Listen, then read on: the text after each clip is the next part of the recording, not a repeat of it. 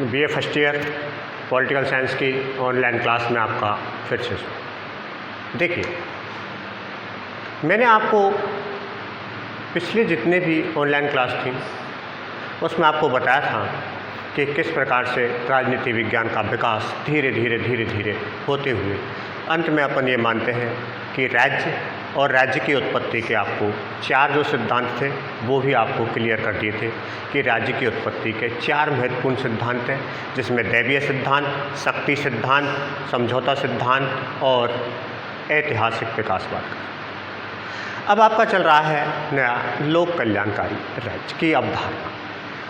लोक कल्याणकारी राज्य अपन कहते किसे हैं? सबसे पहले तो ये बहुत समझना जरूरी है। जैसा कि शब्द से आपको स्पष्ट होता है कि लोक प्लस कल्याणकारी। लोक से तात्पर्य यहाँ पर जन साधारण से होता है और कल्याणकारी उनके विकास की योजनाएं मानी जाती हैं। तो सामान्यतः अपन ऐसे कह सकते हैं कि लोक कल्याणकारी राज्य की अवधारणा वह अवधारणा है जिसमें व्यक्ति की प्राथमिक आवश्यकताओं की पूर्ति राज्य के द्वारा प्रदान की जाती हो और राज्य उनका उपयोग इस प्रकार से किया जाता हो कि प्रत्येक व्यक्ति इनका लाभ उठा सके। ऐसी शासन व्यवस्था जब संचालित की जाती है तो ऐसे में अपन उसे लोक कल्याणकारी राज्य कहते हैं। 18वीं और 19वीं शताब्दी के तहत लोक कल्याणकारी राज्य का उदय हुआ। हालांकि ये भी माना जाता है कि इससे पूर्व कुछ विचारक ऐसे थे जो लोक कल्याणकारी राज्य को ज़्यादा महत्व दिया और वो मानते थे कि लोक कल्याणकारी राज्य बहुत जरूरी है। जैसे कि अपन मानते हैं कि हैरल्ड लास्की ने इस प्रकार से यह स्पष्ट किया कि लोक कल्याणकारी राज्य वह राज्य होता है जहां पर व्यक्ति की प्राथमिक आवश्यकताओं की पूर्ति राज्य के द्वारा की जाती हो, अर्थात व्यक्ति के मार्ग में आने वाली बाधाओं को यानी कम करता हो और उनको अधिक से अधिक सुविधाएं प्रदान करता है। इसी प्रकार से अपन ये भी मानते हैं कि बेंथम ने भी इस बात को एक बार यह निर्धारित किया जिसे अपन उपयोगितावाद के रूप में लेते हैं। जैसे अपन मानते हैं कि लोक कल्याणकारी राज्य में राज्य के द्वारा अधिकतम व्यक्तियों के अधिकतम सुख प्रदान करने की योजनाएं संचालित की जानी चाहिए, या अपन ये कह सकते हैं कि राज्य का उद्देश्य अधिकतम व्यक्तियों को अधिकतम सुख प्रदान करना होता है। इसे भी अपन लोक कल्याणकारी राज्य की अवधारणा मानते हैं। इसी प्रकार से जे.एस. मिल ने भी इसी प्रकार अनुरूप माना है कि किस प्रकार से लोक कल्याणकारी राज्य जहां व्यक्ति की प्राथमिक आवश्यकताओं की पूर्ति करती हो और न्यूनतम जीवन स्तर की गारंटी प्रदान करती है। लेकिन अपन मानते हैं कि इसका विकास बहुत बाद में किया गया कि लोक कल्याणकारी राज्य होता क्या है। इसके तहत अपन ये मानते हैं कि कुछ आधुनिक विचारक हैं जो कल्याणकारी राज्य की अवधारणा में अपनी कुछ परिभाषाएं, जैसे सामान्यतः सबसे पहले देखिए कि डॉक्टर इब्राहिम का कहने का तात्पर्य यह था कि लोक कल्याणकारी राज्य आर्थिक व्यवस्थाओं के संचालन की वह व्यवस्था है या आर्थिक साधनों के संचालन की वह व्यवस्था है जिसमें सभी व्यक्तियों को अधिकाधिक समानता प्रदान की जाती है। या अपन ये कह सकते हैं कि आर्थिक क्षेत्र में समानता प्रदान करने और सभी व्यक्तियों को समानता के अनुरूप सुविधाएं प्रदान करने में ही लोक कल्याणकारी राज्य आधारित है। इसी प्रकार से देखिए केंट ने भी इस प्रकार की एक यानी परिभाषा दी थी जिसके तहत अपन ये कह सकते हैं कि नागरिकों को अधिकाधिक सुविधाएं जब राज्य के द्वारा प्रदान की जाती हैं तो ऐसी स्थिति में वह एक लोकतांत्रिक कल्याणकारी राज्य की स्थापना करता है, अर्थात राज्य के द्वारा व्यक्तियों को अधिकाधिक सुविधाएं प्रदान करना, जैसे कि प्राथमिक आवश्यकताओं की पूर्ति होती है, खाद्य सामग्रियों की पूर्ति होती है, आवास की व्यवस्था होती है, चिकित्सा व्यवस्था होती है, शिक्षा की व्यवस्था होती है। यदि राज्य के द्वारा इन कार्यों को किया जाता हो तो यह एक लोक कल्याणकारी राज्य के रूप में परिवर्तित होता है। इसी प्रकार से देखिए कि भारत के प्रधानमंत्री जवाहरलाल नेहरू ने भी इस बात को निर्धारित किया कि कल्याणकारी राज्य होता क्या है। उन्होंने अपनी परिस्थितियों के अनुरूप ये देखा कि समाज के जैसे दो वर्ग, एक उच्च वर्ग और एक निम्न वर्ग होता है, उसमें बहुत डिफरेंस पाया गया और उन्होंने इसी आधार पर यह परिभाषा निर्धारित की थी कि गरीबी और अमीरी के बीच की खाई को भरना या कम करना, लेकिन साथ साथ न्यूनतम जीवन स्तर की गारंटी जिस राज्य के द्वारा प्रदान की जाती है उसे अपन कल्याणकारी राज्य कहते हैं।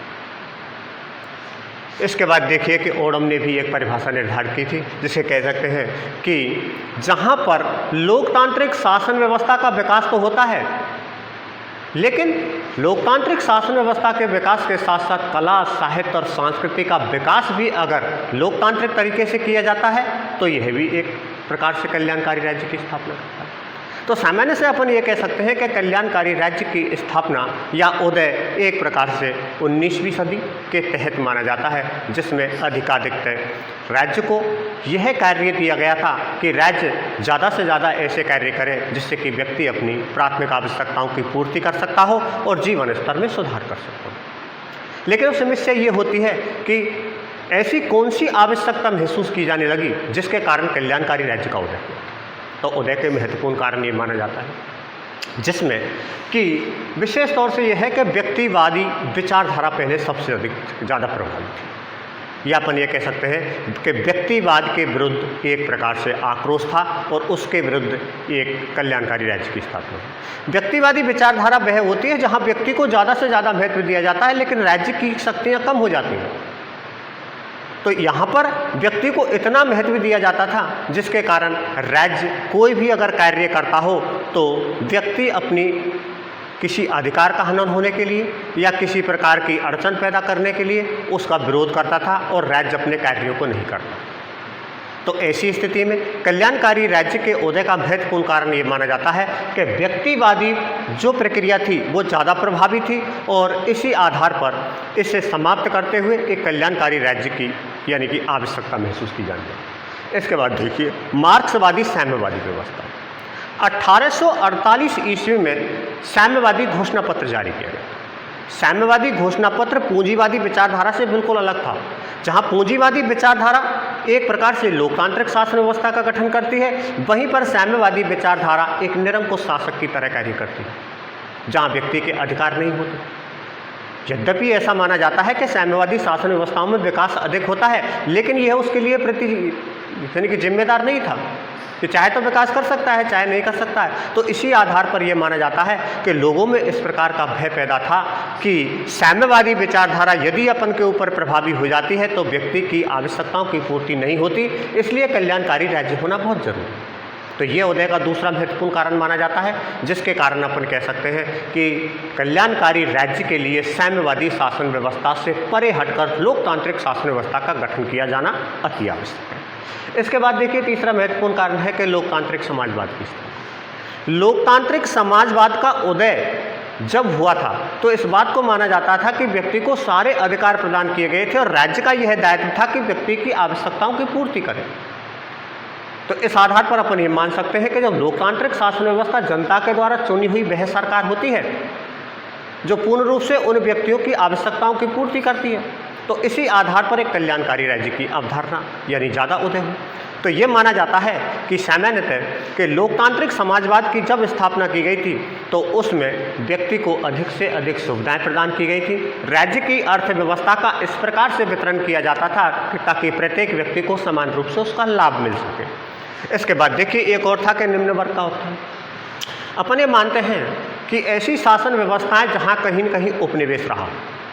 उपनिवेश से तात्पर्य तो आप जानते हैं कि किसी अन्य देश का प्रशासनिक या राजनीतिक प्रभाव रहा हो और यहाँ के नागरिक केवल और केवल वहाँ पर जीविका निकालने के लिए या जीविकोपार्जन के साधनों की तलाश में रहते हैं और पूर्ण रूप से किसी अन्य देश का उस पर पूरा दबाव रहता है। तो ऐसी स्थिति में यहाँ के लोगों की स्थिति दयनीय मानी जाती है, यानी कि निम्न वर्ग की स्थिति में आ जाती है।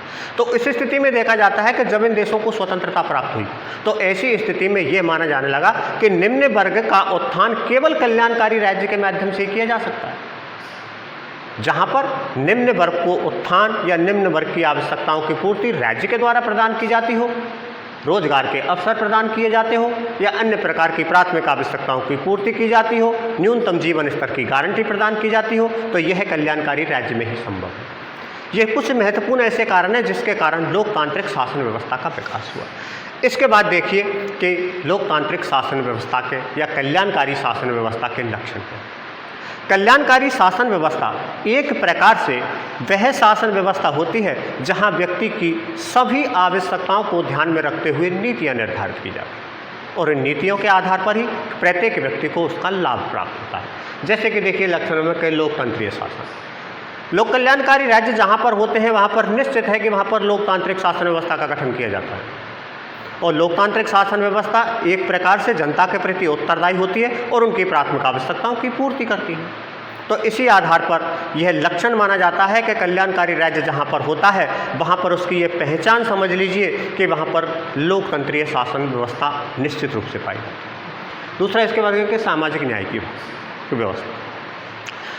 सामान्यतः देखिए कि अपन ये मानते हैं कि न्याय के अनुरूप सभी व्यक्तियों को यदि एक समान माना जाए और सभी को न्याय की व्यवस्था प्रदान की जाए, क्योंकि समानताएं, स्वतंत्रताएं इत्यादि तब तक प्रभावी नहीं होती जब तक कि उसको न्याय प्राप्त नहीं होता या न्याय अनुरूप उसका वितरण नहीं किया जाता। तो कल्याणकारी राज्य में न्याय अनुरूप सामाजिक व्यवस्था निर्धारित की जाती है जिससे समाज के सभी वर्गों में सामंजस्य की स्थिति पैदा रहे, एक दूसरे में मनमुटाव नहीं होते हुए किसी प्रकार की कोई अव्यवस्था पैदा नहीं हो और एक प्रकार से समायोजन के आधार पर उन्हें सभी को न्याय प्राप्त हो और सभी को समानता प्राप्त हो। यह भी एक प्रकार से कल्याणकारी राज्य का लक्षण है। इसके बाद देखिए कि सामाजिक सुरक्षा। सामाजिक सुरक्षा से तात्पर्य यह था कि समाज में विभिन्न वर्ग, विभिन्न जाति, विभिन्न संप्रदाय और विभिन्न समुदाय के लोग रहते हैं।